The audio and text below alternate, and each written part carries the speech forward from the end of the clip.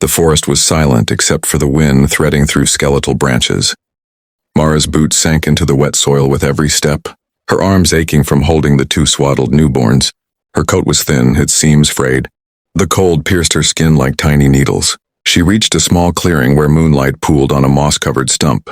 Her breath caught. She had imagined this moment for days, and yet the weight of it nearly broke her knees. The baby stirred, one letting out a faint, hungry cry. She knelt, placing them gently on the blanket she had folded 3 times for warmth. "I'm so sorry," she whispered, tears blurring her vision. "The world will be kinder to you than I can be." Her fingers lingered on their tiny hands, but the wind urged her onward. She forced herself to rise, walking away until the sound of their soft whimpers dissolved into the night. High on the trail above the clearing, Alexander Kane had been walking without purpose, his designer shoes already soaked from the damp earth. He wasn't supposed to be here. He was supposed to be in a limousine heading back to the city. But a headache from the day's, negotiations had driven him to the quiet of the forest. That's when he saw her. A thin figure clutching something close, her pace uneven. He slowed, curiosity prickling. And then she stopped, bent down and placed 2 small bundles on the ground. His chest tightened as he realized what they were. The woman turned, disappearing into the shadows between the trees. He didn't move right away. His world of mergers and acquisitions had taught him to observe before acting. But the faint, broken cries drifting up from below snapped through every barrier he had. Without hesitation, he started down the slope, his polished shoes slipping on the wet leaves. Alexander reached the clearing, his breath visible in the cold air.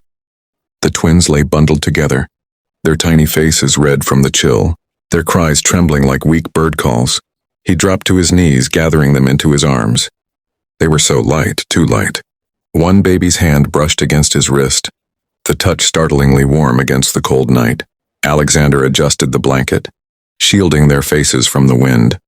He glanced into the dark path the woman had taken, but she was gone, swallowed by the forest. A memory slammed into him, his own beginnings in an overcrowded orphanage, staring out the window for a mother who never returned. His jaw tightened. "No one leaves you behind again," he whispered. And in that instant the decision was made. 2 weeks later, sunlight streamed into Alexander's penthouse office, warming the corner where 2 cribs now stood. He'd filed the papers, ignored the media frenzy, and turned his schedule upside down. His assistant had nearly fainted when he'd told her, "Cancel the quarterly review, I have a feeding at 10.